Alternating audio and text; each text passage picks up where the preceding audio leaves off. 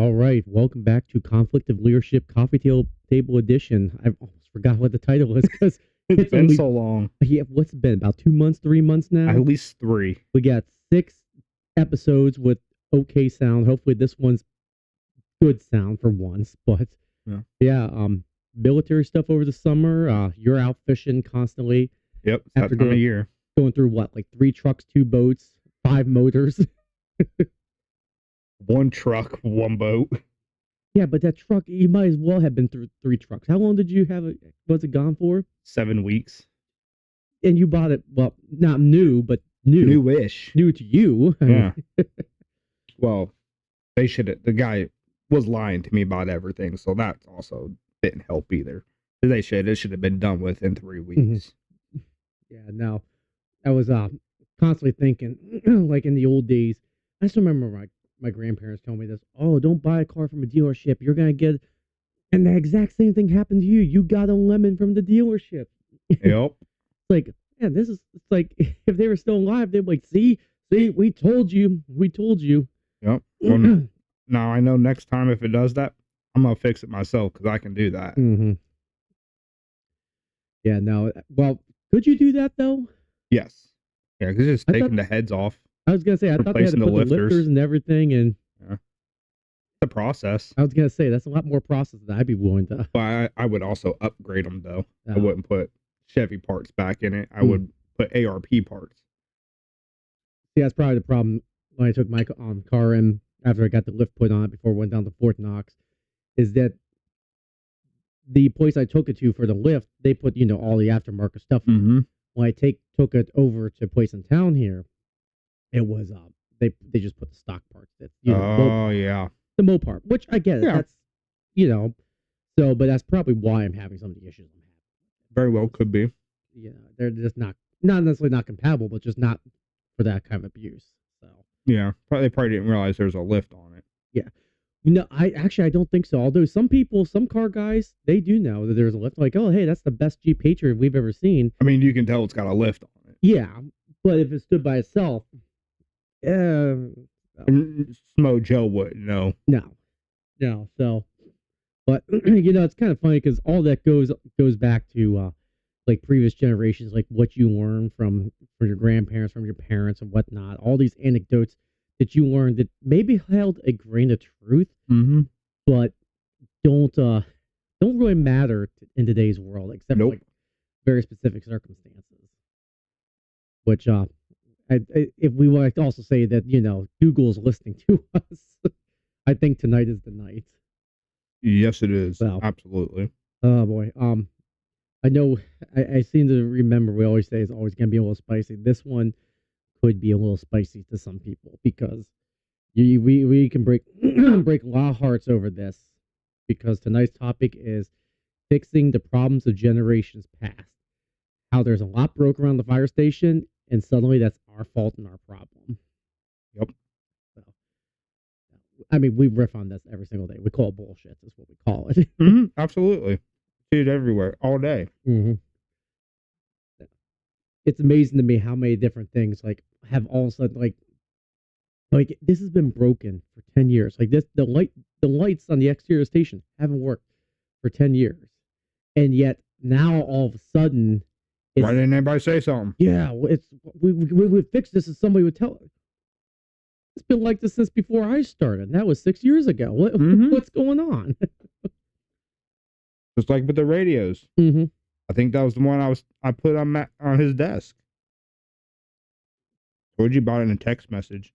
It's the same radio. You're the one. I think it was longer than 2 weeks ago. I didn't put it in his mailbox.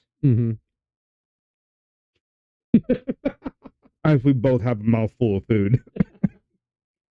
Yeah, it is 10:30 at night. We are finally enjoying dinner. It's been one of those days. But you have no excuse. I was at least doing house chores. Yeah, I was out fishing. Yeah. You must not be a good fisherman because you starved. I ate breakfast. I had snacks out there because I knew I was going to get hangry. Snacks, he says. Snacks. Yeah, some granola bars. So, well, this is a really, really interesting problem that I think we're facing right now, because there are a lot of things, and like we're going through a protocol change and a complete overhaul of our med direction.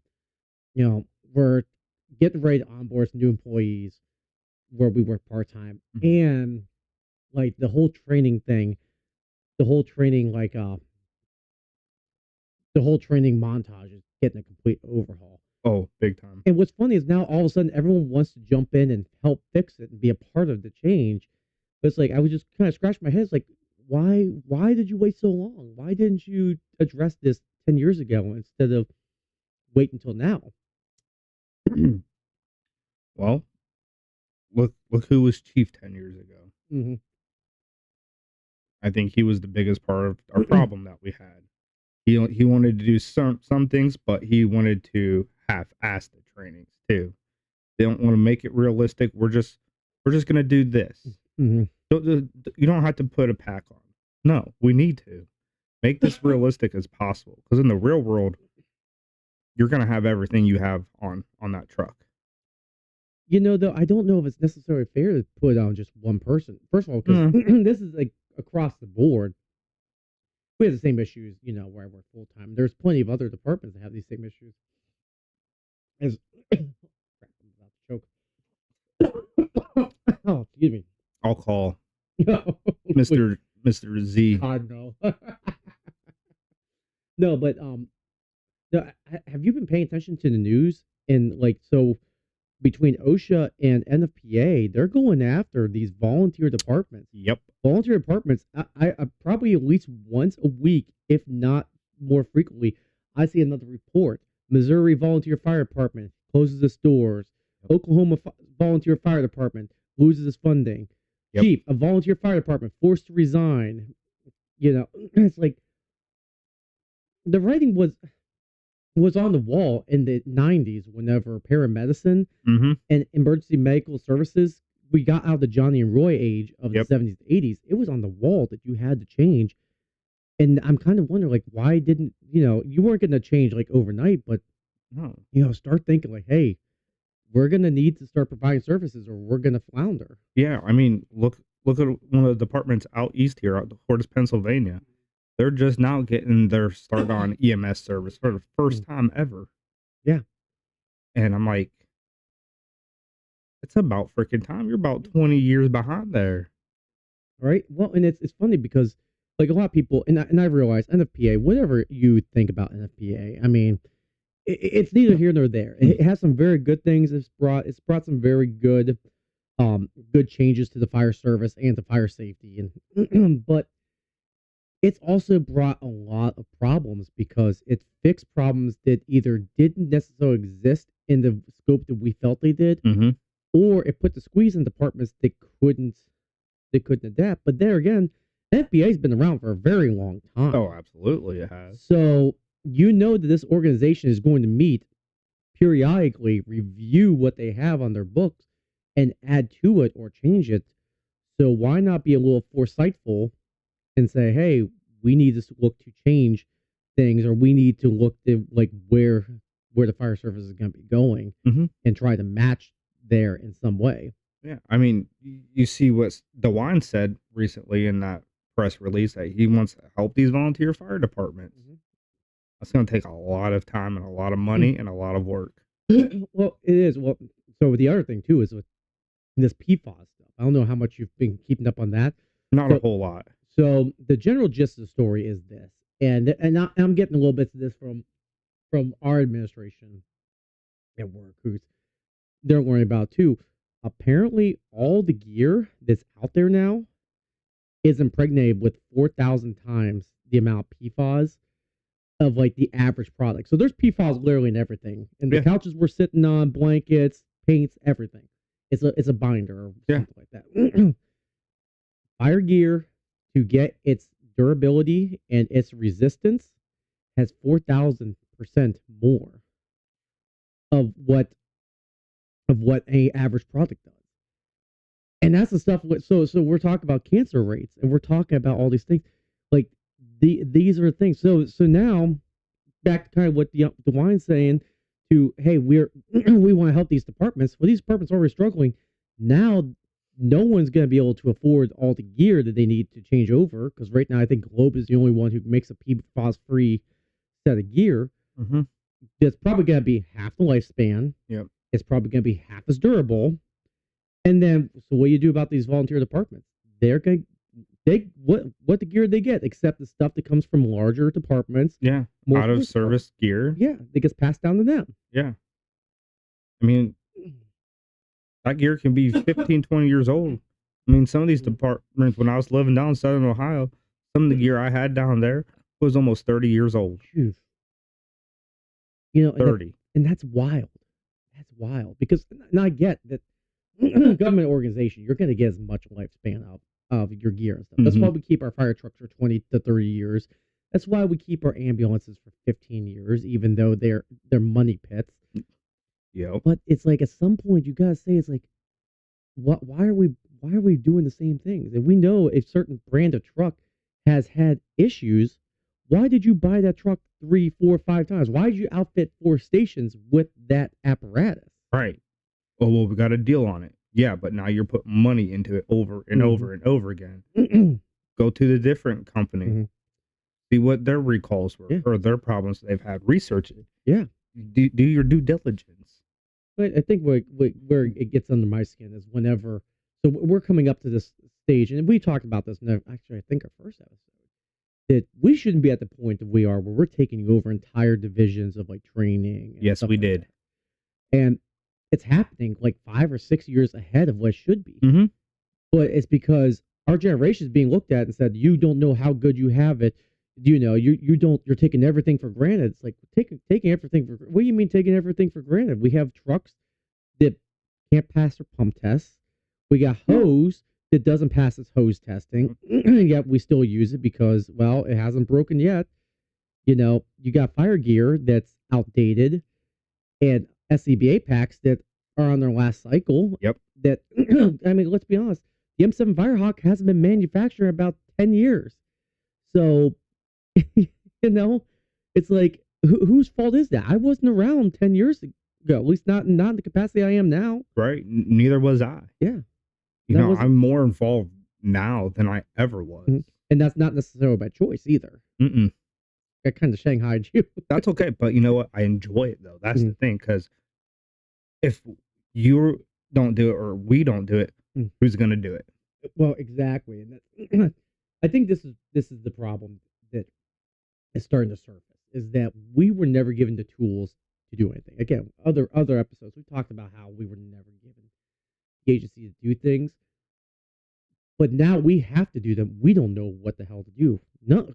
Have you sat on a truck committee before, or gear committee deciding what gear to order? Or old 1933 maybe, the old red and white one. Yeah, the one that was the demo that we got for. I think that was the last one. Which I'd love to be a fly on the wall for that one. Yeah, let's buy the one for really cheap that went to FDIC, went to Jackson Fire Expo, went all the way out to Vegas. And everybody and their not those little brats of firefighter cadets went and pushed every single button on it. Like budget trucks. Look at 1911. Yep. Same thing. Yep. Well, that was almost a little different though, because I finally got the full story on that. That it was, hey, you have exactly this much money. Do not go over. And they built a truck for that, but it was also built. It wasn't built thinking, hey, in 10 years, you're going to be running over 1,000 calls. In 15 years, you're going to be running 1,400, which just in the last few years, we added on 200 calls per year just for our call basis. No, it was, hey, we run 600 calls for service, including EMS and inspections per year. That's what it's going to be. Yep. Yeah. Now that truck goes out all the time. It's like, every time I'm there, I'm always fixing something on that truck. It seems like. I remember, was it a couple years before I moved, me and another guy, we were fixing the handles on the truck. Instead of just calling to get replacement. No, just replace it, fix it yourselves. All right, we don't know if we can, but we'll try. Yeah. Well, and then the problem is that, like, well, shouldn't you have somebody you call? Shouldn't you have something? Why is this now our problem to fix? I get we have to take care of the equipment. Yeah. That's a fundamental part of being a Oh, firefighter. absolutely. But not just dumping it on the rookie and saying, "Hey, this is your job now. Go figure it out. Sorry, we broke it, but now it's your problem." And have no idea what to do. No. I can take these screws out. I don't know. I don't know. But I think it really starts to show itself whenever it's like it's big items, not trucks that you need to do. Like when new cadet orientation stuff is being handled by guys who have 5 years or less on the job. Which when I did the the new cadet orientation packet, I had barely 5 years on the job as a part-time firefighter, not even full-time, just a part-time firefighter, just because I saw the need. Now we have the next two who have less, who are in the same boat as I was, who are trying to get involved, less than 5 years on the job. The only benefit they have is they have the person who did it the first time, who's there to help, and they're working on it too. But my question is like, well, why don't we have our captains doing this? Why don't we have our lieutenants doing this? This should be their project. Absolutely. Agreed. But, look, most of them aren't there enough. That's the biggest problem. They're not there constantly like we are. They're there to run their night shifts, and that's that.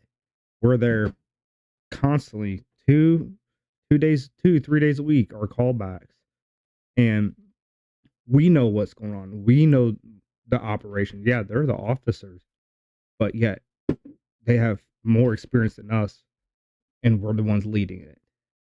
And that to me, that's a problem. You guys should be stepping up too, and some of them do. I'm not going to say that, but there's a few kind of just sit back because I don't know what to do. Well, I think it's interesting because I've been watching other, like, not only just chief grade officers, but captain grade officers who, you've been in for 20 years, 18 years. You're looking for your magnum opus. You're looking for your capstone to what project can I do that will pretty much solidify my time in the fire service so that when I retire in 3 to 5 years, this is what I'm remembered for. Mm-hmm. That's the stuff like this. Yeah. Hey, I'm gonna revamp the cadet orientation. Hey, I'm gonna revamp how we do mental health. Hey, I'm gonna revamp how we do paramedicine in the fire service. That's not a 10-year job. That's a, hey, this is the last of my career. Yeah, I want to leave legacy. Looking back when I first started, our trainings, sometimes they were good. Mm-hmm. Sometimes they were, I did this stuff in fire school. This was a fire school thing. Let's do something a little better than this. And there was a couple of guys that would send out, hey, we're going to do some training or some pump training. Those were some of the better trainings that I've done there. Besides our training nights, like I learned a lot and I soaked it in. Mm-hmm. Doing this mediocre training stuff doesn't help us. No. And sometimes you do have to go back to basics. That's okay, especially when you have a bunch of new people around. All right, we're going to go back to basics. We're going to start from here. Yeah. Well, it's funny that you mentioned that because I pointed out as we were walking out, hey, maybe it might have been us, it might have been someone else. When did some training, they forgot to refill one of the air packs on the engine. Yeah. And it's like, it's such an innocuous thing. It's such a simple thing. But when you don't have that culture of, hey, we're going to train and we're going to drill us into, like, when you're done training, everything gets put back exactly the way it is. Mm-hmm. Things like that get forgotten. No, absolutely. There's no one there to lead it and say, hey, make sure that all this stuff gets put back together. Right. Because, oh, hey, you got junior firefighters who are the ones, not the senior, not the officer. And it's rough because they're the ones who should be.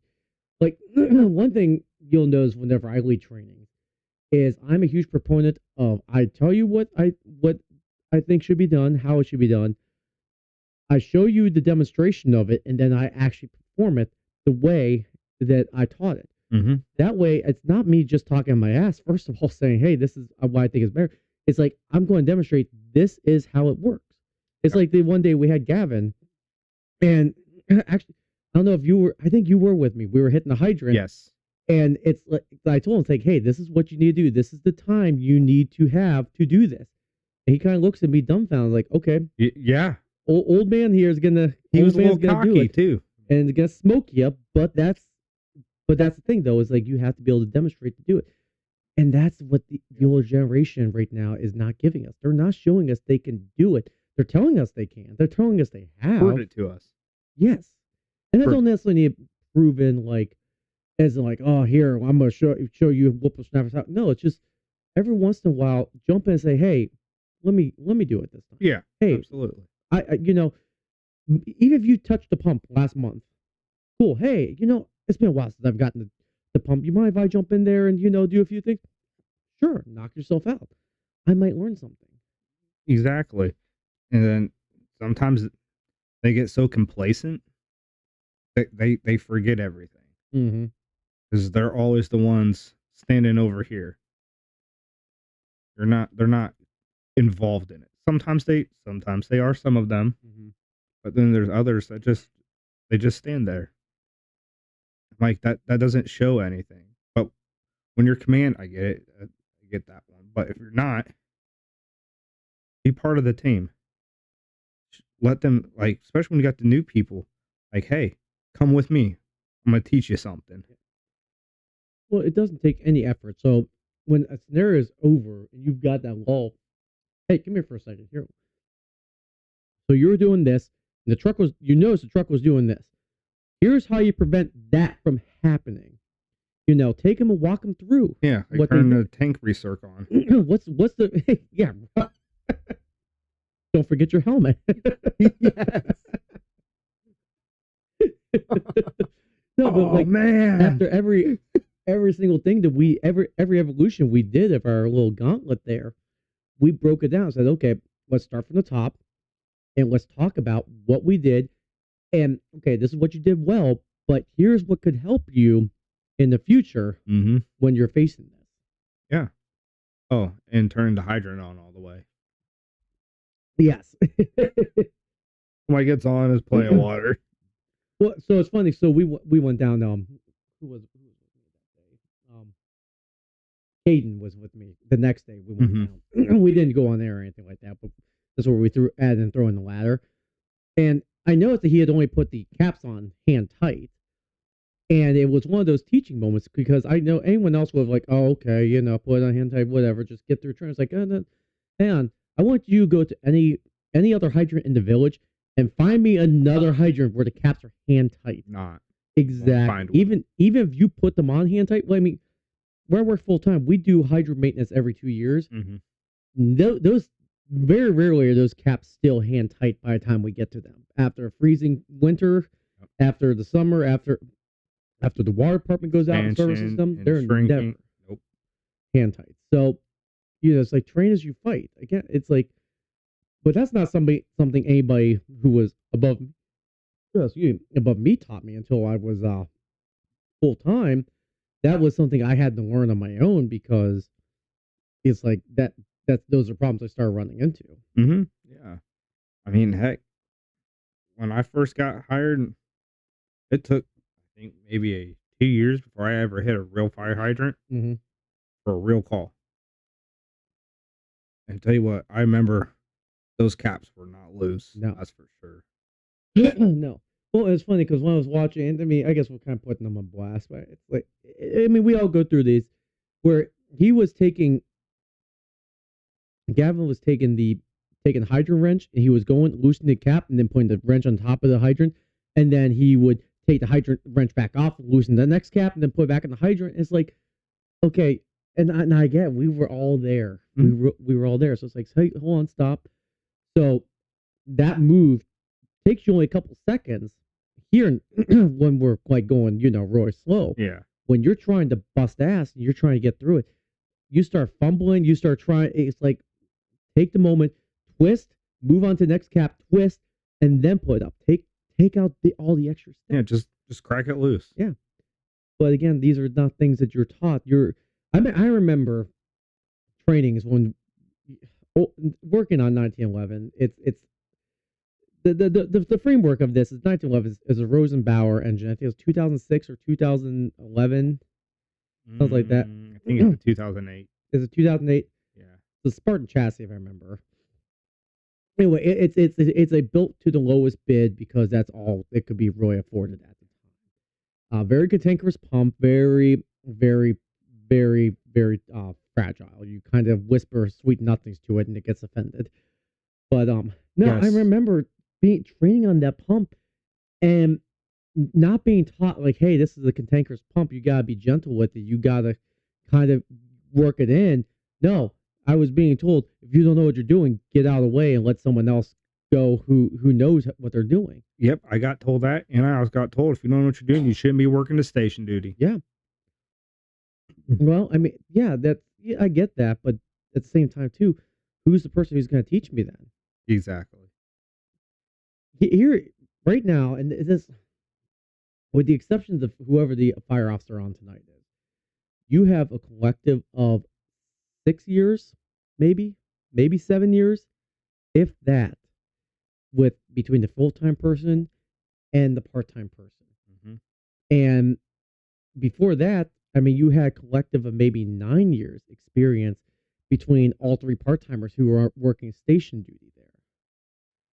That doesn't even equate how much time you and I have individually No, in the fire service, let alone, but they're the ones who have to make the tactical decisions. They're the ones who have to make mutual aid decisions. They're the ones who have to make treatment decisions.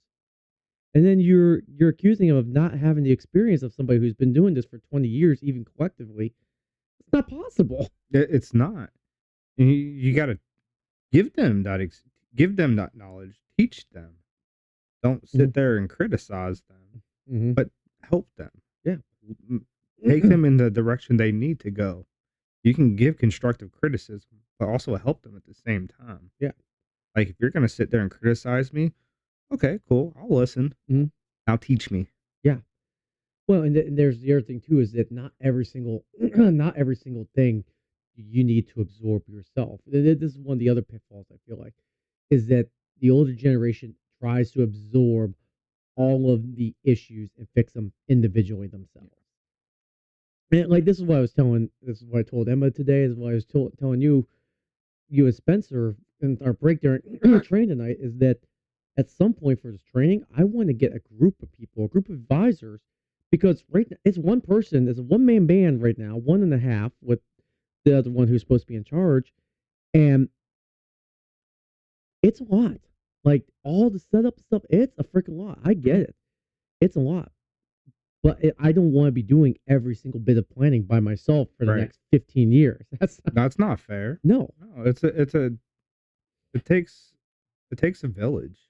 It really does. Like you said, you're like a 1.5 man band. It takes a lot more than that. Yeah. So it's like, and I'm also refused to absorb every single little issue with the two. So like, we haven't really gotten this deep into it because it hasn't come up yet. But as you guys create your lesson plans, these abstracts as I call them, and if something goes wrong or something doesn't go well with training, I'm coming back to you. I'm going to say, okay, my fault for not being more forthright with this. But I'm going to come back to you and say, so what, this was your classes, your training. Why did this not come up to you? My bad for not catching it. Yeah. But then also, why was this not something you thought of? If you're going to do, say you're going to do pump training, but you decide to do it in January, and that everything's frozen up. Okay, and you didn't bring the tools to like break hydrants open or whatever. I'm gonna come back to you and say, so at what point did you not think that maybe you should go out to the hydrant and make sure it was functional? Yeah, that's not the training liaison's issue. That is the person who organized the training. Yep. Not going out and making sure the equipment. If you are pump on 1921, the pony pump that just got repaired, if you're going to do a training on that and then you go out to a pond and it doesn't start, And you're like, oh, I don't get it. It's like, did you test it? Did you actually go out to the pond and did you actually flow water and make sure that it was going to do exactly what you thought it was going to do when it was going to do it? Right. That's not, that's a, Got to that, be prepared. yeah. But the older generation takes upon itself like, oh, well, I had to fix that. Well, I'm just gonna take it over and I'm just gonna do it myself next time. It's like that's not the answer. No, no, it's not. You know, like even for my class, like I'm starting to get all the information on all that the difference between UHF, VHF, the marks. You know, I want to get everything I possibly can. Yeah. That way, if somebody has a question about something, I can go, we're going to get to that. That's coming up next. Or I can explain that. Yeah. Well, especially whenever it comes up to like, well, why don't we use UHF or VHF anymore? Why is everything marks now? Because I'm pretty sure the only thing that's UHF, VHF now is the is birds. I don't think birds are on marks. There's still some departments out in certain counties that are still on VHF. That's yes, yeah, because I hear them chime in. But I meant like light flight or. Oh yeah, I think they're on UHF. Yeah, I don't remember. I don't think they're on marks yet. I will figure that out. That actually would be a comment. You know what? I go to work tomorrow. I'll go over to Metro and I'll ask them. That's actually a really good idea. No, Andrew, we're gonna take a trip over to Metro. No, but I mean this is kind of we're getting a little sidetracked here, but this has become our thing that we have to fix. Yeah. And now all of a sudden it's becoming like this major deal. Like I've had so many conversations in just the last week, let alone the last 2 months I've tried to take over training. Just last week I've had so many conversations about, well, why hasn't this been done, or why are we not doing this, or why are we just now getting this? Like, you're asking the wrong person. You're asking the person who just took over. Why? And you're trying to give like all these limitations to somebody who just took over. Like, you wonder why your trainings haven't been stellar for the last couple of years. I could tell you why, and I could figure it out in the last hour and a half. Right, and like you said, this is something that should have happened 15, 20 years ago. Mm-hmm. But it's just like I said earlier, some of it was good, yeah, and some of it's like, why did I even bother to show up? Especially when it's, oh well, we were gonna do this, but we can't because of the weather. Get your ass out there and drive. You're gonna have to drive in this weather at some point. What a no better perfect time than right now. You know what I hate is when I hate whenever we have like a training plan and then like, oh, we didn't get enough people to show up. And the same get out there. Get your ass out there and do it with the limited manpower you have. If that means you're running 2 people on an engine, hey, you know what? That's reality sometimes. It is. And some departments do that. Is it safe? No. But that's probably all you're going to get sometimes. Yeah. 2 or 3, that's it. Mm-hmm. Make it reality. Especially some of these rural departments. I'm sure because we're already feeling squeezed now, even though we're trying to get our 4th person staff, which, best of luck to us. But I know there's departments out there. I work for one that runs 2-man engines. Some of them, they barely, like our neighboring department, he pissed me off that one day on an accident. I wanted to jump through a truck and strangle him because one person comes in the engine and doesn't, because they're driving, they can't reach the radio, so they don't let command know they're on scene, so they kind of like just got in the way, and it's like, this is what happens. This is real world. You're by yourself. You got to make tactical decisions, and they're not going to be right. I'm sorry. One person is not going to make correct tactical decisions because there's no possible way. No. So, but you better, if that's what you're being faced with, you better practice it. You better get used to it because there's a point in time that's going to be your reality right there. You want to know something? I think I might have told you this. They'll blow your mind. Is our departments here used to actually be the epicenter of training and like training things in the county. Yeah, they used to all come to here. Yeah. We used to have a burn building. We used to be the ones who, like, you came to us and we actually gave you on Tuesday night trainings was like the time when you were actually trained. Not like, oh, hey, we're going to come and check Yeah, no, like Tuesday night was like actual training night. You're getting your butt in that gear, and we're gonna go outside. Yeah. Once upon a time, we were and somewhere along the line that just kind of fell by the wayside, and it's like we've all forgotten it. I'd like to know when that happened. Yeah, I don't know either. So I'm gonna throw out a name here, and you tell me if you remember, if you know the name. I just know him because I went to high school with him. But Dan Boston, Yes. he was one of the last ones who got that kind of training.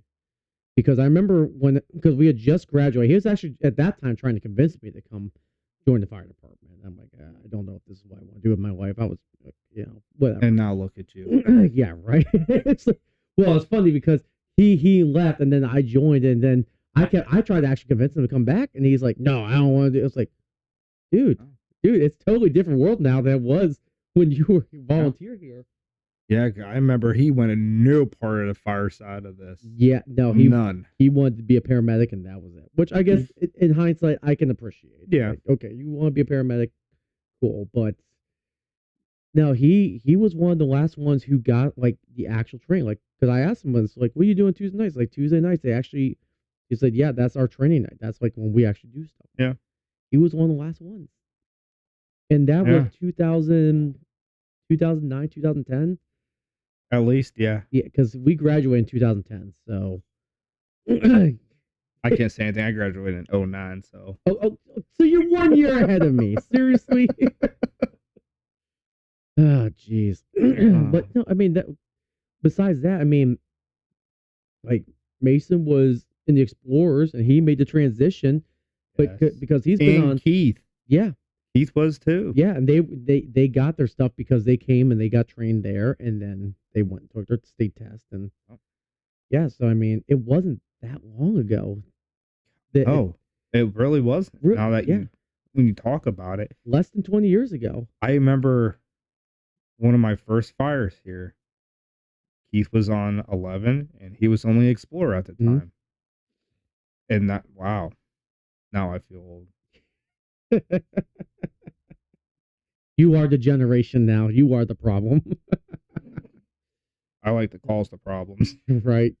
Well, that's the thing. Is that so you kind of let this go. You let the Explore program go. Yeah. I have my own personal opinions on Explore programs. I don't like them. I disagree with them wholeheartedly.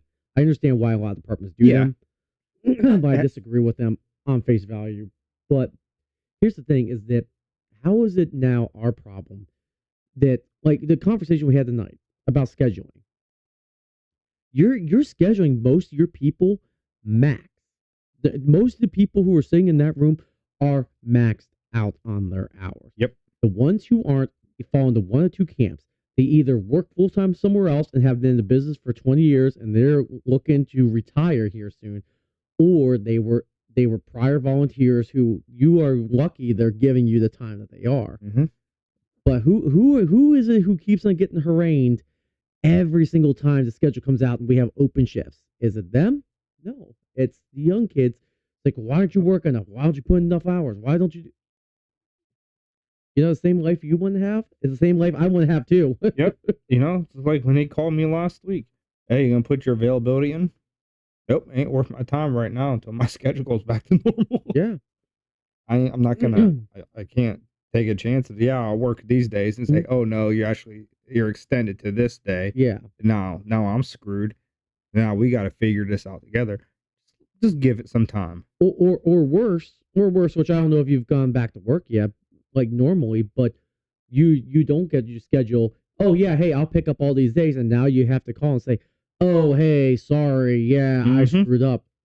Because on the surface, like, oh, it's fine, we'll figure it out. On the backside, they're like, their buttholes puckering. Yeah. Like, that's why I was like, let's just wait until I get the official. Yeah, it's changed on the schedule, but until I'm been told, I ain't doing nothing. I was like, I'll pick up what I can, but we'll be fine.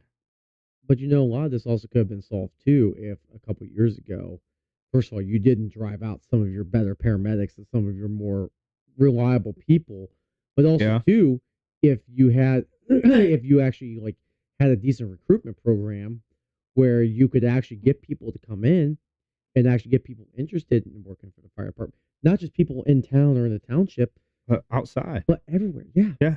There's a lot of experienced people who would come here because we're not overly busy. You run 4 or 5 calls a day, and after your chores are done, it's pretty much your day. Mhm. A lot of guys would kill for that for a beat job. Oh, absolutely. It was most full-time departments. Oh, you can't have downtime until after a certain time. Yeah. Look when Ron was there. Yeah. No downtime till after 3. And that was as part-time. That wasn't Yeah. as full-time. Absolutely. I used to hide from that man. I know. I'd hide from him because I don't want to do what he wants me to do. I want to do what I want to do. I remember one of my first shifts I actually worked was a Sunday, and I did like a ride time on the day, so I'm like stretching out my chores as much as I can. Finally, somebody said, "Hey, Chief's not in today. You don't have to like make the stuff last as long as possible. You can sit down." Yeah. Well, then the next week I was on a weekday. The exact opposite happened. Hey, you're done already? Yeah. No, go do it again. Go find something to stay busy, or he will find something for us to busy ourselves with. Yep. I would remember I would come in, drink my coffee. I would go straight to the watch room and start putting in EMS reports. Just so I can get those done out of the way. And I would take forever to do those. Just so. Oh, wait, what are you doing? I'm putting in the EMS reports. Oh, okay, never mind. Yep. I'll leave you alone. Yeah. Yeah, you know what though? To a certain extent, then though. So, and again, now we're circling back to our topic again. You call this something else? I can't use the name I'm thinking of because it is actually a podcast I really enjoy listening to, and I'm not gonna necessarily plug them here because I don't know them or but I enjoy listening to it. But we do get a little meander. That should be enough.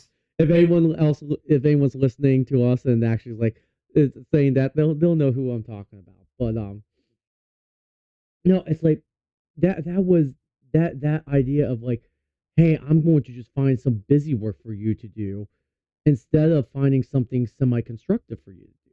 So like, hey, so like, we've talked about back in the day, we used to do like actual pseudo company trainings where, hey, we had enough new employees come down, we'll train for an hour or two and stuff like that.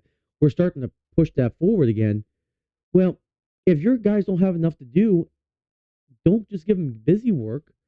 Give them something like actually like, hey, I want you guys to take the engine back and I want you each to go hit the hydrant 3 times, or hey, I want you guys to go back and throw some ladders and get, practice by yourselves and practice as a crew. Yeah. Stuff like that. And these are, again, back to the thing. It's like your generation never gave us that insight. We were just supposed to know we could do that. Half the time it's like I start doing this stuff waiting for someone to come yell at me. Why are you taking the engine out? Why are we where are you going with this? And then realize no one cares. As long as you don't break anything, no one cares. Or if you do break something, broke something. Yep. Whoop, my bad. Yep. Sorry, we tore the intake and 3 ladders off the side of the engine. Oh my God. Dear Chief, no one was more surprised than I than when linseed oil rags burnt down the trash can to a little dog. No more washing of vehicles in the station. No more personal projects. I wish I would have been around for that one. I've never been more terrified. The station's on fire. What do you mean? It's full of smoke. I love hearing Jamie tell that story. It's like we got fire in the bay. It was like 4 till 6 ish, like 20 till 6 in the morning. I'm like, what? Yeah, whatever. So no, seriously, he runs off. The way he runs off, I'm like, I'm gonna get up and investigate. Something's going on here. And I hope they'll do like, oh shit, there's a fire in the bay. Oh fuck. Oh man. That was the best part of it is that you had, when it was all said and done, you had like 6 firefighters standing around looking at this, probably collective 115 years of experience across them all, and not a single one of them said linseed oil. Not a single one of them. Every single one of them knew that was what some of the activities that taken place the day before. Not a single one of them said linseed oil.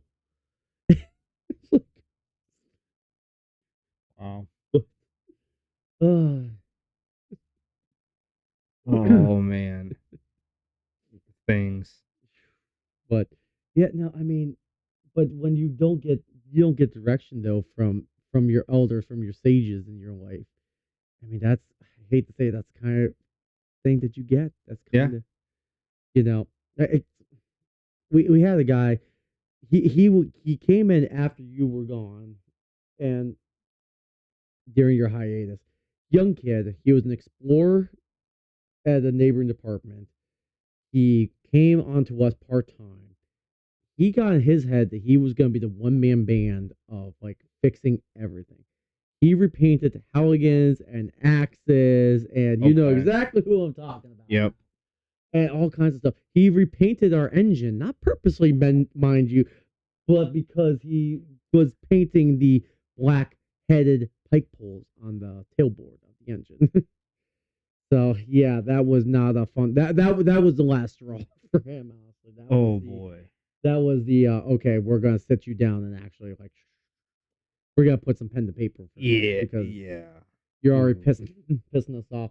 But no, I mean a little bit of foresight with him, a little bit of like a little bit of elder wisdom and saying, hey, so you really have a passion for trying to make things look nice and make things right. Let's direct this a little bit. Mm-hmm. Instead, a lot of the older guys sat back, grumbled. He's always doing stuff. He's always breaking stuff. He's always doing stuff he's not supposed to be doing. He's always just trying to do stuff and fix things that don't need fixed. It's like, why don't you go and like direct him a little bit? Right. Get all this energy. Why don't you go and help educate him and help like channel that to something? All right. If you're gonna do this, I'm gonna teach you how to do it the correct way. Yeah. So that way it looks nice and it doesn't look like shit. Yeah. And it's actually stuff that benefits the department. Mm-hmm. You know, well, like you said earlier, we got to take care of the equipment. Yeah. Hey, painting it. All right, that takes care of it. Yeah. Or even taking it back to back room and sharpening the axis.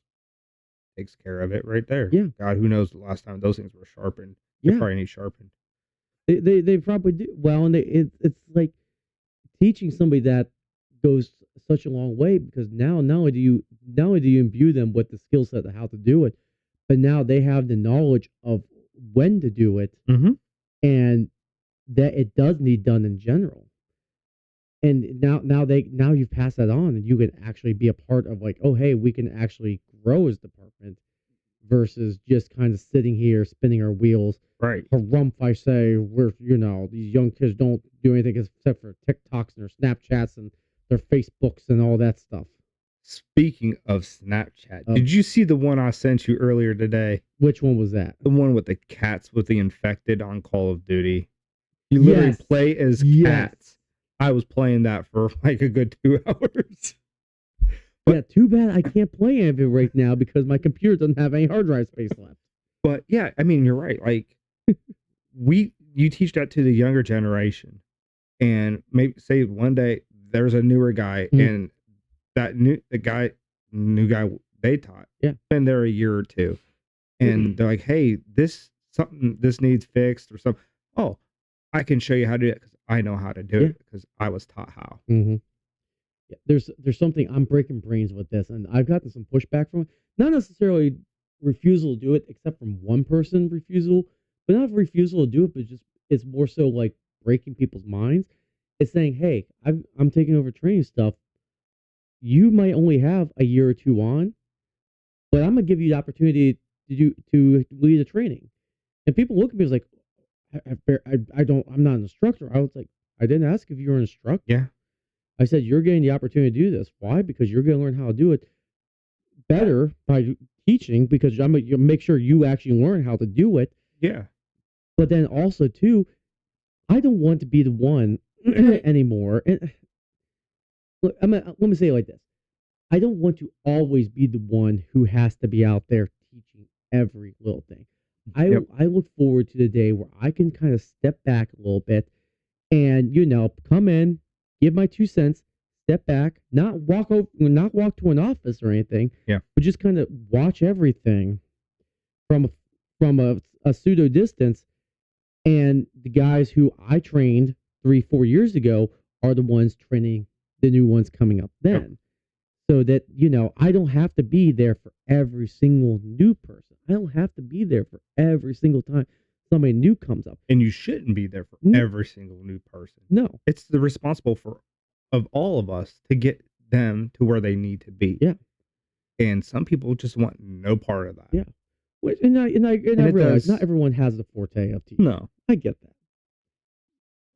But you should have enough that, like, if I told you, hey, go teach them how to pull a line, that shouldn't be groundbreaking. No, it should not. Yeah, it shouldn't be groundbreaking to just walk someone through hitting a hydrant or throwing a ladder. That shouldn't be groundbreaking.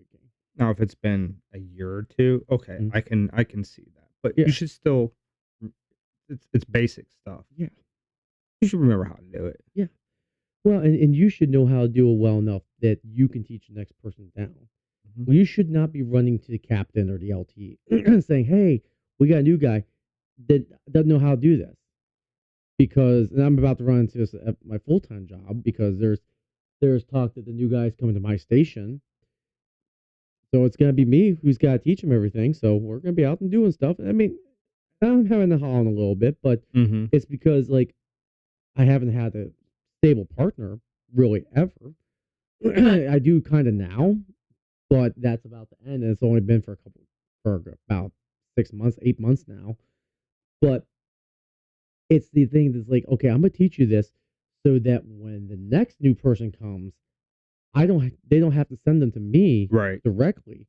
I can supervise, and I can, make sure you're not gonna teach them how to break anything, but I'm gonna let you do most of the talking. I'm here to help or intervene if I need to be. Yes, and that is such a lost art, because the older generation is like hands-on with literally everything, to the point where if you're supposed to shadow them. Like this is what I found is amusing whenever I went through some of my military leadership stuff.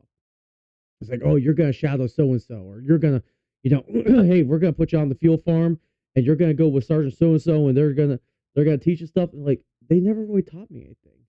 There was never okay, hey, so I know that all happened real quick, but this is what I did and why.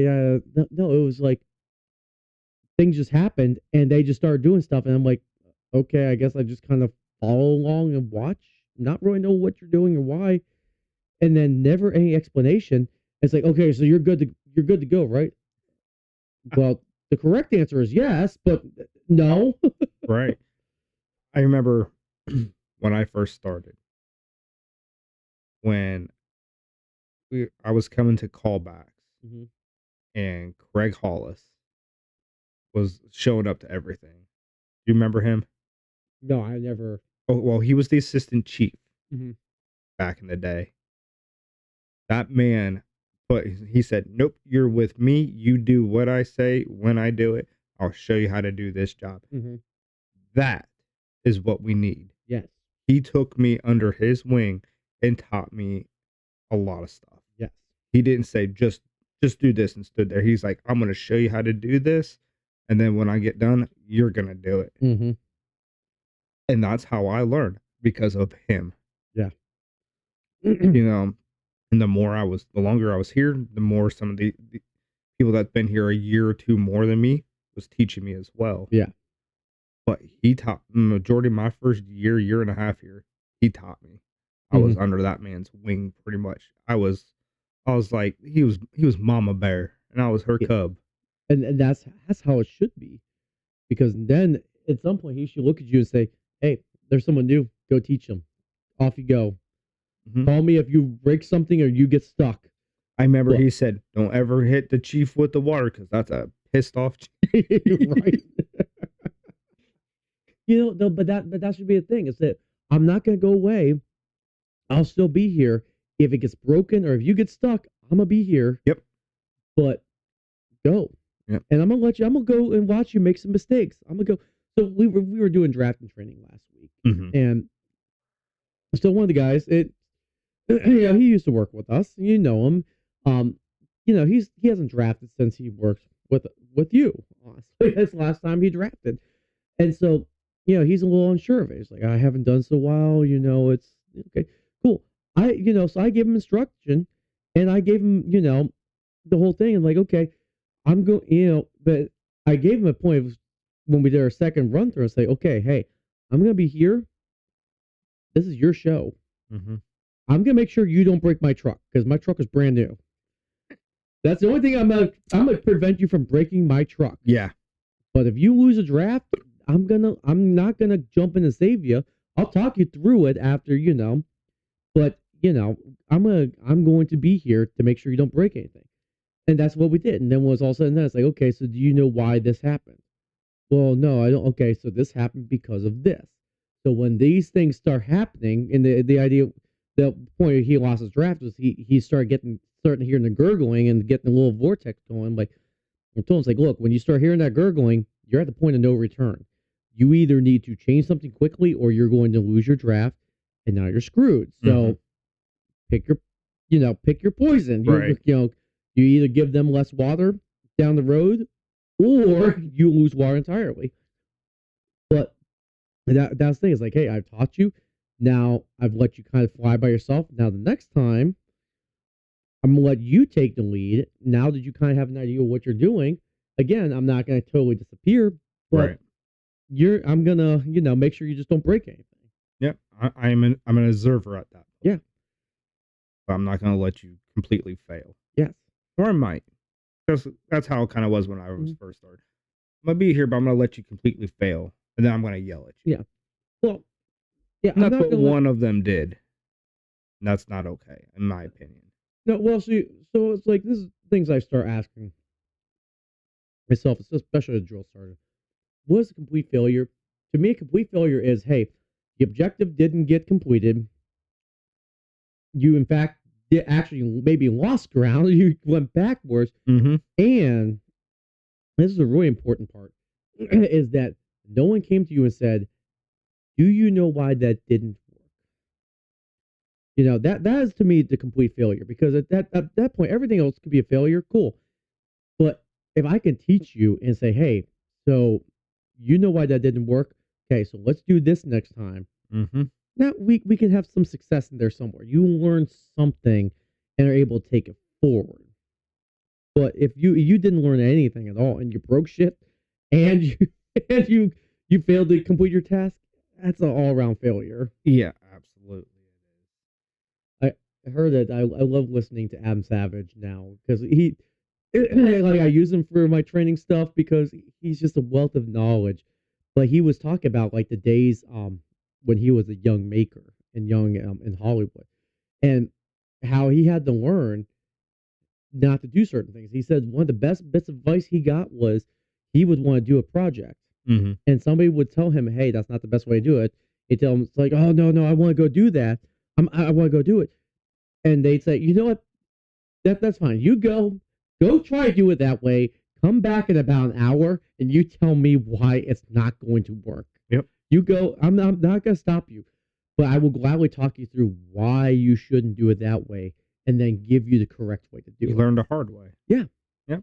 So sometimes that's okay, but you probably failed, but at least now you got the opportunity to learn. Yeah. If somebody actually older than you took the time to teach you.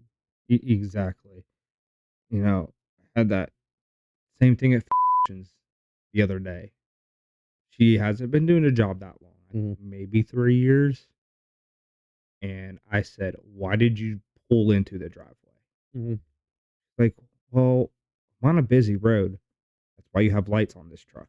Turn your lights on, back in. I was like, now say something were to happen and we need to get out of here quick, or if we don't, now you're backing up into a major 4-lane road. Speed limit's 45. People are doing 60 down through here. Yeah. That puts us more at risk, and me standing in the road. I'm like, just remember, turn your lights on. Yeah. And I was like, now we got to figure out how to get out of this driveway because the driveway's very small. Yeah. And she's like, I'm not yelling at you. I'm like, just listen to me. I'm like, I have been doing this long enough. I'm not going to steer in the wrong direction. I'm mainly saying this because I'm gonna need to know. I have to bleep you out there. You, no, I know. I'm gonna have to bleep. I'm gonna have to bleep you out. So, Golly, I said it. I heard like, oh man, how am I going to fix this? Damn it!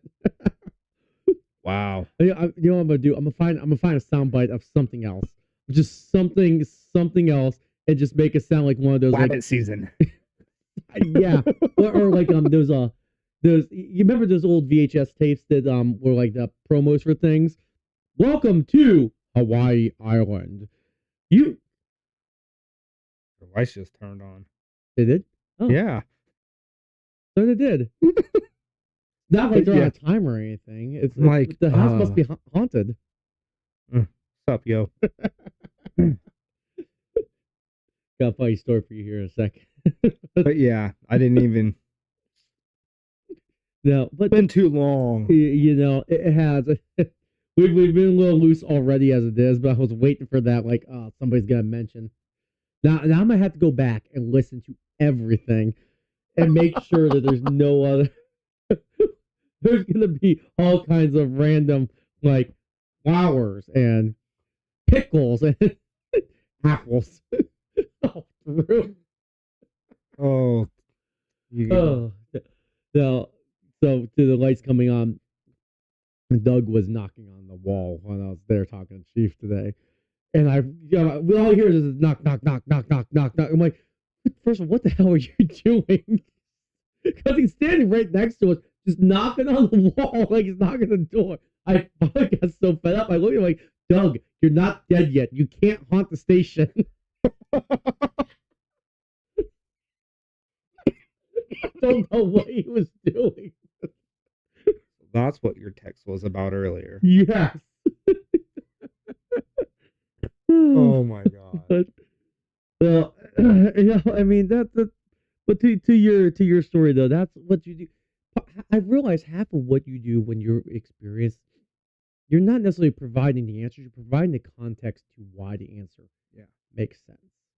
You know, and her full-time partner, she's also very inexperienced. Mm-hmm. And the one time I had to work with both of them, which they're very good providers. I will give very good clinicians, Mhm. but major inexperience, and it shows. You know, like I loved eagerness, but you do not need to check a blood sugar on every discharge, unless she says something's really going wrong and you really need to. I'm like, I have to keep them in line. I'm like, nope, it's fine. Come on, let's just go.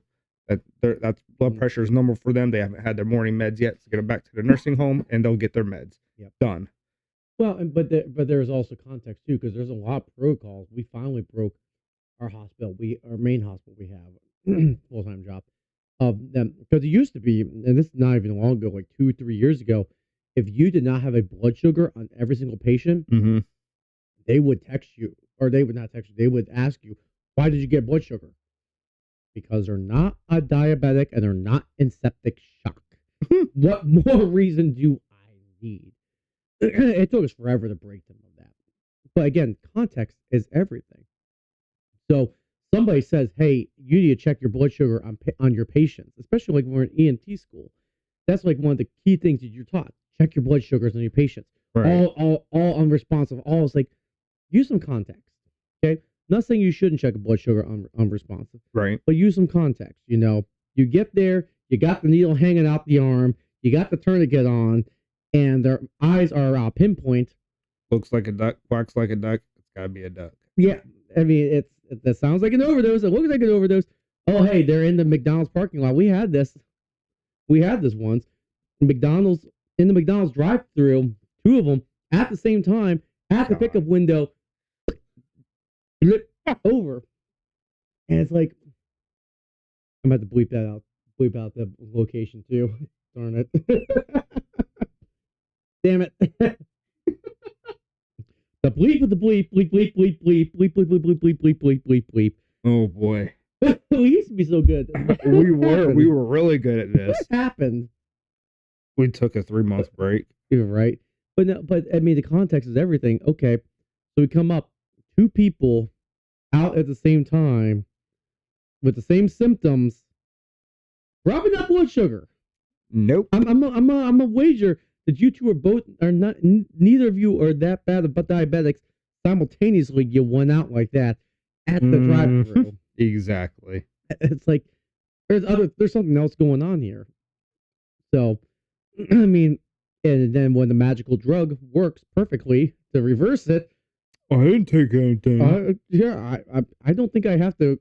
I don't have to do a blood sugar to tell you that it's not your blood sugar. Nope. But again, context is everything. Agree. We're taught to look for things. We're taught to assess for stuff without the context of why we do it, and if there's other more important things. Exactly. When you go back to paramedic school, you'll hear IV O2 monitor as like the cookbook medic baseline. And one of the best bits of advice I received from Chris Maxheimer, God rest his soul, was he asked me one day, "Why are you starting an IV on that patient?" And it's kind of stopped me for a second. Like, what do you mean? It's like, what purpose is that IV going to serve? No, I think we've talked about this before. I'm pretty sure we have. I bring it up a lot because he asked me to think like, if you don't intend on using that IV in transport, or you do not intend on the hospital using that IV, why are you starting an IV? Yeah. If you what same thing putting them on a monitor. We get so used to putting them on a monitor at 12 lead for everything. What are you expecting to find? If you're putting them on because you're expecting to find sinus rhythm, then why are you putting them on a 4-lead 12 lead? Now, if you're putting them on because of chest pain, you're expecting to find ST elevation or abnormal heart rhythm or something like that. Okay, that's again context of what it is, but not just because you're supposed to do it. Exactly. You make a very good point. I mean, like you said, if you're not going to use that IV, their hospital's not. Why are you doing it? Yeah. You know, like, hey, that's a very valid point. Like, I remember when you first told me about that, I'm like, oh, that makes a lot of sense. Yeah. You're not going to use it for any kind of purpose. Why are we doing this? Mm-hmm. You know, it's like, took a patient a couple weeks ago. The hospital asked for a blood sugar. I'm like, I ain't taking his blood sugar. He's fine. Yeah. There's no reason to. Alert and oriented times 4. Yeah. I'm like, he walked to the cot. Yeah. No history of. No, he's non-med compliant. There you go. Simple. Yeah. Oh, okay. Yeah. And no history of diabetes. Yeah. There's no indication to you. No, none at all. Again, everything in context. Now, if you're sick or you're septic or what, okay, yeah. But again, everything in context. Which I think that's the biggest thing that I feel like was always lost to me when explaining things. Like my mom and I have gone round and round on this in recent months. Is that you gave all these rules to what we didn't do growing up as kids, right? You never gave like the reason for it. And I'm not asking for the reason for every individual little thing, but you never gave a reason for anything. It was just a list of rules you followed. And same thing at work. It's like we don't. What? You're thinking something here. Me growing up, me being me, when I would get told you can't do that, I would always say, why not? Mm-hmm. Because I said so. But why? Yeah. Tell me why I can't do this or do it this way. Yeah. Explain it to me, and then I won't do it. Yeah. They just say, because I said so. My rule is the law, is what I was told. Yeah. Well, and how much of that in the early fire service in our years, that was the thing. Why are we doing it that way? Because I said to do it, go do it. Mm-hmm. Okay, fair. Fire ground, fair. But at the same time, too, like, there's very few times that we're ever in a point where it's like, just go do it. I'll explain later. Yeah. Very, very few times. Mm-hmm. In fact, the only time I could think of is the basement fire where we almost fell through a floor. When I pushed my partner out, we bailed the fuck out of that house. That was about the only time I can think of where it's like, go. Why? Just go. Don't ask questions. Yeah. I'm pushing you out of this house. Go. That was like the one time. Outside of that, and the other thing, somebody says, "Why are we doing that treatment?" Because of this, we need to get this under control. Yeah. It's and that helps a lot more because otherwise you just end up with people who just know how to follow rules and don't know what rules why they're following. They just follow the rules. They don't know why they're following the rules. Not, like people know protocols. Protocol says this, but why does it say this? Because it does. Because a doctor said to do so. Yeah, but why? But yeah, there's a reason why. Tell me why. There's a reason why you don't cardiovert the person who's stable with a good heart rhythm. But why? Oh, because you could kill them. See, that's why I always ask questions growing up. But why? But why? I still ask questions. But why? I'm the same way at my full-time job. Well, it's amazing that like when you understand the why to doing things, because like it got brought up tonight, where he said that paramedics put patients on entitled far more than nurses do. He brought that up. It's like, how many nurses never learned or were never specifically taught this is why we care about those levels? You know, they were just told, hey, monitor them. It can tell you a great deal about your patient's condition too. Yeah. And as soon as you realize, like, oh, hey, when you start getting really low end tidal or really high end tidal, those the like background to like what's happening internally, all of a sudden, like, wow, that's a really important thing to know. Yeah. I mean, because that's gonna you're gonna push sodium bicarb or you're not. Yeah. Well, and it's like, oh, it's like you get a patient who's breathing normally, and their end tidal starts going up and up and up. They're not blowing off CO2. Something's preventing them from blowing off CO2. Yep. Or if it's going down, down, down, down, down, okay, they seem like they're breathing normally. Something metabolically is happening, infection or otherwise, that's causing them to burn off all their CO2 before you can get to it. I mean, it's again, it's context. But I feel like that's one thing that the older generation never got. And you know this because that's how they're like, oh, we were just taught, when I say you do and, you go. Like, so you don't know why you do certain things. Bring up a little contentious subject. So, like our reporting, we have to put 3 things specifically. And I know we get the reason, well, the state says we have. I don't know any other department that does. I don't know any other organization that does it that way. So is it that we don't actually know why, but we're trying to come up with a reason? Or is that the true reason and you're saying everyone else is doing it wrong? Yeah. I mean, it could be the latter, but it could be just it's an extra spot. I think it needs to be filled in. I don't have a good reason, but I'll give this because it's plausible enough that you'll believe it and it gets compliance. Yep.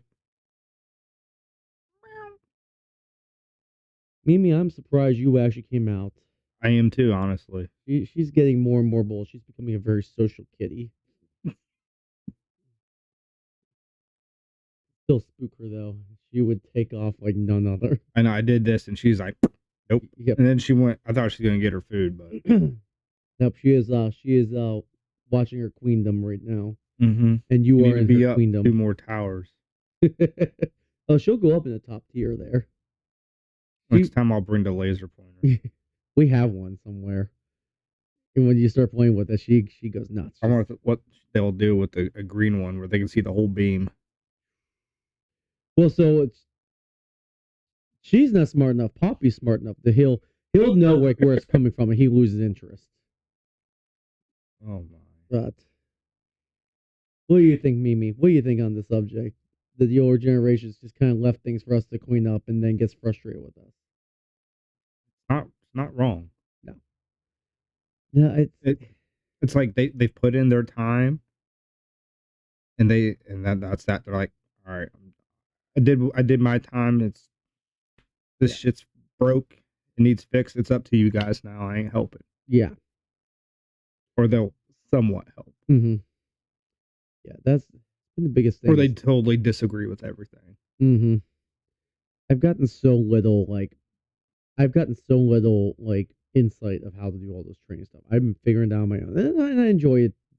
Enjoy it, so it makes it a little easier. But I'm getting no insight on my own, so that's part of what brings up my conversation with Chief. It's like I'm doing things ignorantly. It's like, oh well, you shouldn't do that, or you can't do that. I'm like, okay, well, okay, cool. Tell me what I shouldn't do, why I shouldn't do it, and I won't do it that way. But There we go. I'm Why? not yeah, right. With this, it's back to the why. But it's like I'm not getting any of the other insight. It's like Right. I said, they just kind of mentally checked out. Hey, I just need to make it to whatever Yep. point, and then I'm done. Yep. You're not wrong. Mentally checked out. I got 2 more years left. I don't care. Mm-hmm. No, I think the greatest thing we can do is, first of all, prevent that from happening. Is actually not just the pay it forward line. It's a little cliched, but actually like make it our mission to like teach people behind us Yeah. how to do stuff. I remember I remember I've told specialist sailor when I was still in the 192nd quartermaster. You know, I don't care. We can leave that one. I don't care about that one. Federal government army is fine, whatever. But no, I would always tell him, say, hey, Sergeant Copeland's not going to be here all the time. You know, Sergeant Copeland's not going to.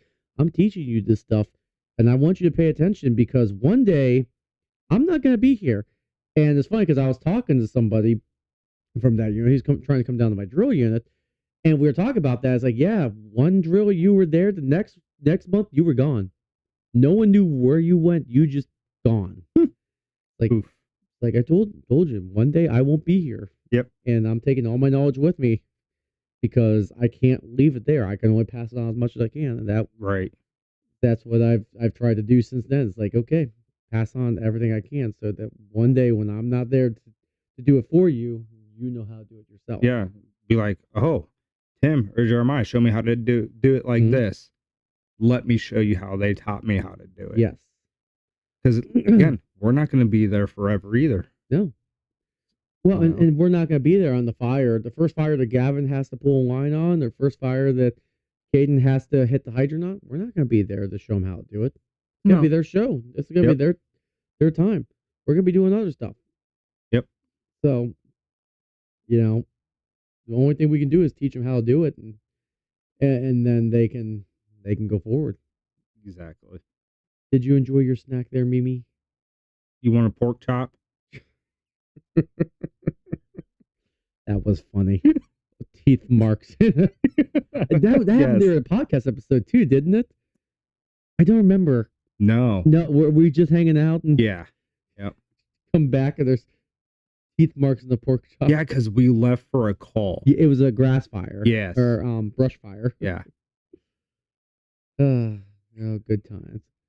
But do you have anything else of interest to add to this? Because I'm trying to look here. We are way past the 1 hour 10-minute mark. We're like at 118. No. Yep, 118.